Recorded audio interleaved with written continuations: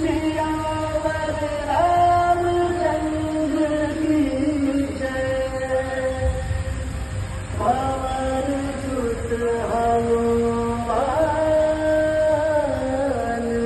की जय।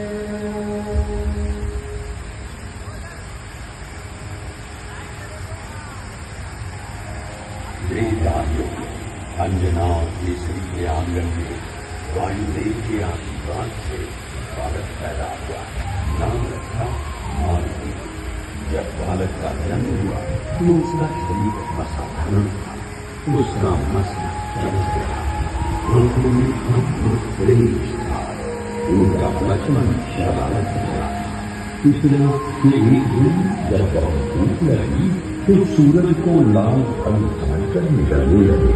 इंद्र ने उन्हें रोकने के लिए जब वज्र फूंका तो मारुति के ठोड़ी अर्थात हनु पर लगा और वे पृथ्वी पर गिर पड़े।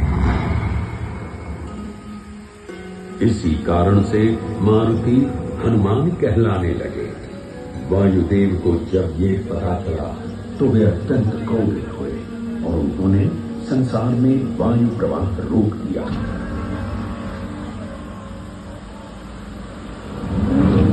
इससे पूरी सृष्टि संकट में आ गई।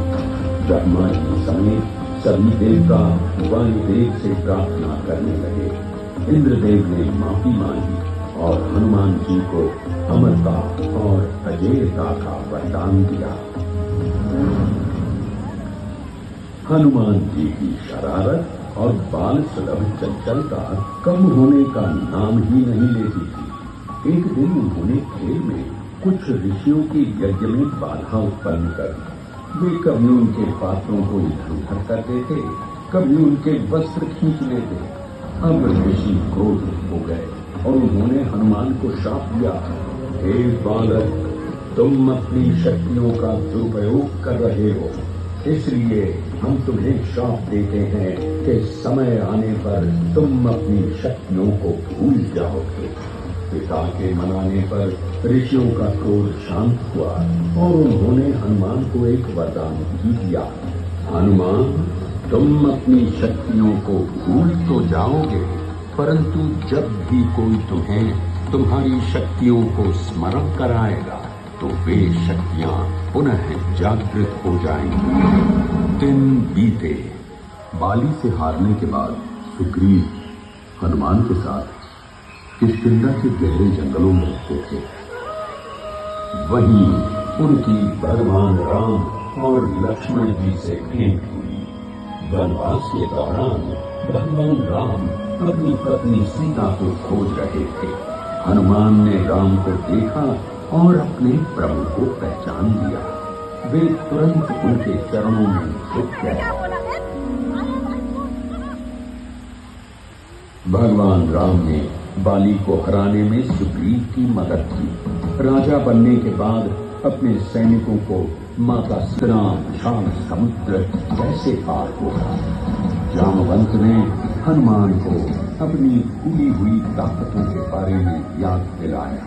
कहा, क्या आप जानते हैं आप कौन हैं? आप तो पवन देव के पुत्र हैं। आपको खुद ब्रह्मा जी का वरदान है। आपको कोई नहीं हरा सकता।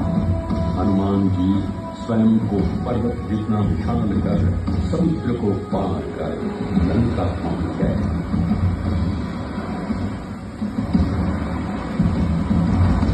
माता सीता को ढूंढा और अशोक वन में देखा भी। असीमित दुख और पीड़ा से भरी सीता माता एक वृक्ष के नीचे विराट हुई। बात कैसे करे? राम की महिमा का गीत गाने लगे। माता सीता की नजर पड़ी और कहा, तुम कौन हो जो यहाँ आकर रघुनंदन का बखान कर रहे हो? भगवान राम की मुद्रिका देकर हनुमान जी ने सारी कथा सुनाई। भावुक माता हनुमान जी को अपनी चूड़ामणि देकर उन्हें जल्दी लिवाने का निरोध देती है।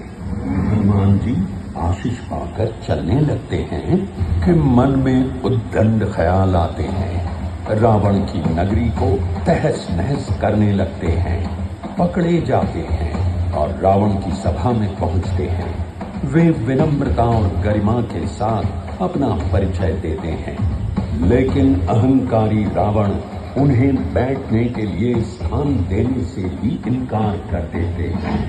हनुमान जी रावण और उसकी सभा की ये अवमानना देखकर मुस्कुराते हैं।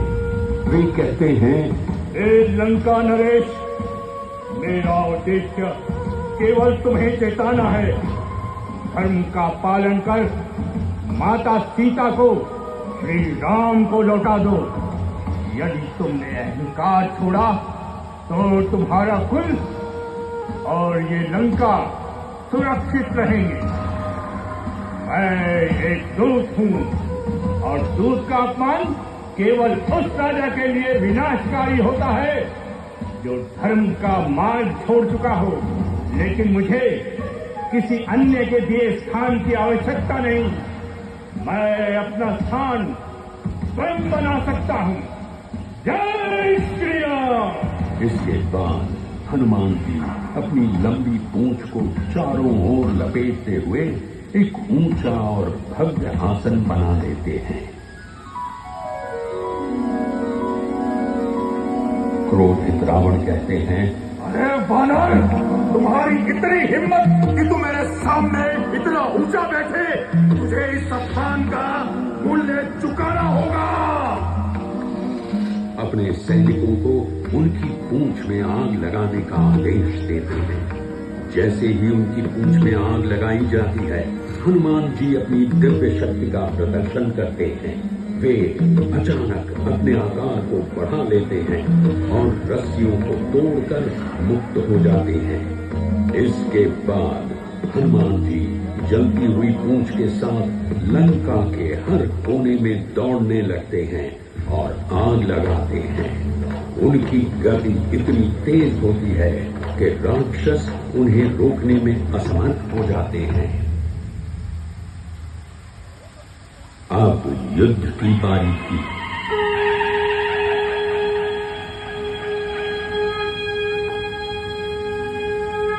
इतनी विशाल सेना के साथ लंका तक पहुंचने के लिए विशाल समुद्र पार करना एक बड़ी चुनौती थी। भगवान राम ने समुद्र देवता का ध्यान किया और उनसे मार्ग देने की प्रार्थना की। जब समुद्र देवता प्रकट हुए तो उन्होंने सुझाव दिया कि वानर सेना पत्थरों पर श्री राम लिखकर पत्थर समुद्र में फेंकेंगे तो वे डूबेंगे नहीं। हनुमान जी ने पहला पत्थर स्वयं उठाया और उस पर श्री राम का नाम लिखकर समुद्र में डाला। वो पत्थर पानी में तैरने लगा। वानर सेना ने भी उत्साहित होकर कार्य आरंभ कर दिया। हनुमान जी ने अपनी असीम शक्ति का उपयोग करते हुए सबसे बड़े और भारी पत्थरों को उठाया और समुद्र में फेंका। वे अपनी तीव्र गति से पहाड़ों और वनों से पत्थर लाते रहे और एक विशाल पुल तैयार हो गया। युद्ध के दौरान हनुमान जी ने अपार वीरता और निष्ठा का प्रदर्शन किया। रावण के पुत्र मेघनाद के साथ युद्ध में जब लक्ष्मण मूर्छित हो गए तो सुषैण वैद्य के कहने पर हिमालय पर्वत श्रृंखला पर पाई जाने वाली संजीवनी बूटी को लेने तेज गति से निकल पड़े। वहां पहुंचकर उन्हें समझ में नहीं आ रहा था कि कौन सी बूटी संजीवनी है। वे सोचने लगे, यदि समय पर बूटी नहीं मिली तो लक्ष्मण जी की जान बच नहीं पाएगी।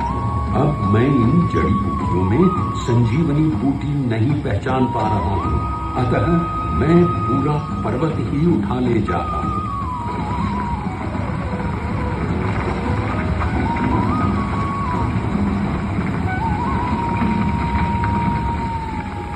लक्ष्मण को जीवन दान मिला। सुषैण वैद्य ने संजीवनी बूटी से लक्ष्मण जी का उपचार किया और वे ठीक हो गए। युद्ध में जीत हुई। माता सीता से भगवान का मिलाप हुआ। अयोध्या आकर राज्याभिषेक के बाद भगवान ने हनुमान जी को मोती की माला भेंट की। हनुमान जी हर मोती को तोड़कर देख रहे तो सभी चकित हो गए। पूछने पर हनुमान जी ने कहा, मैं तो हर मोती में प्रभु को ढूंढ रहा, लेकिन मिल ही नहीं रहे। जिस मोती में प्रभु की सूरत न हो, वो मोती मेरे किस काम का। एक और दिन जब उनसे भक्ति की परीक्षा मांगी गई, तो उन्होंने अपना सीना चीर कर दिखाया और उसमें भगवान राम और माता सीता की दिव्य छवि दिखाई दी।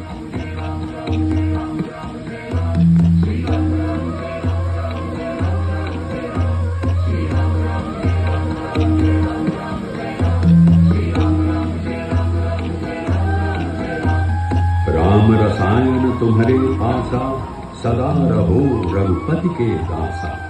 तुम्हारे भजन राम को पावे, जन्म जन्म के दुख बिसरावे।